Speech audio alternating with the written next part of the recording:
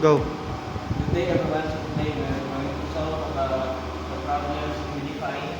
So first is the given. Number one, given is the mass of water is equal to 0.25 kilograms. The mass of air is equal to 10 kilograms. And then the required is the unitary ratio. So the solution is HR is equal to mass of water over mass of air.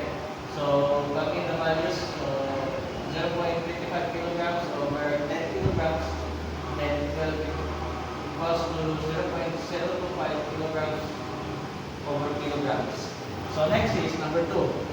Given is the pressure is equals to 1.5 kPa, then the saturated pressure is equals to 2.3 kPa.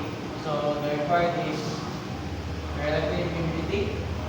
And then the solution for that is RA is equals to P over P sat multiplied by 100.